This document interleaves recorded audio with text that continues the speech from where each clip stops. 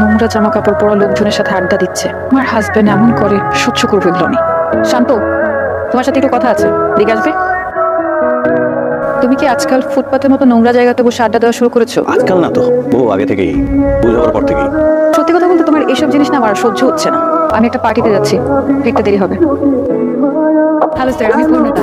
Thank you so much, আপনি আপনার সুন্দর পার্টিতে আমাকে ইনভাইট করেছেন। আপনার সাহেবকে দেখছেন? উনি বিজি, দেশের বাইরে গেছে আর কি। একটু কথা বলেন, আমি আসছি। Excuse me. তুমি এখানে কি করছো? এটা আমার পার্টি, এখানে প্লিজ আমাকে ছোট করো না এদের মাঝখানে। আর কি পরে এসেছো, মানে এই অবস্থায় এই ধরনের পার্টি? এটা দেখো আমার বিজনেসের জায়গা, প্লিজ তুমি এখন চলে যাও। তুমি আমাকে এদের সামনে ইনসাল্ট করো না, এখনই এখান থেকে চলে যাও প্লিজ। আমার কি সৌভাগ্য, শান্ত সাহেব যে, প্লিজ আসুন। আসছেন, আমি সিরিয়াসলি বিশ্বাস করতে পারছি না। উনি হচ্ছেন মিস্টার শাহরিয়ার শান্ত, একজন বিখ্যাত চিত্রশিল্পী।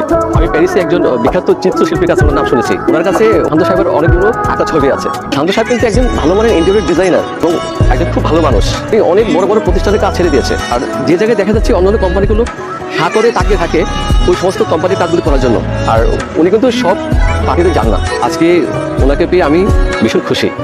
আপনাকে ধন্যবাদ। আপনি কষ্ট করে আমার পার্টিতে আসছেন।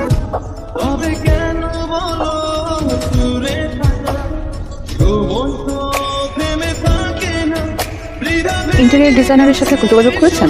হ্যাঁ ম্যাডাম, করেছিলাম, কিন্তু ওনাদের ম্যানেজার বললেন এখন ওনারা কাজটা করতে পারবেন না। স্যার যাদের কাছে না করে দিয়েছিলেন সেই কোম্পানির সিইও এর সাথে দেখা করতে চাই। ঠিক আছে, আসতে বলুন।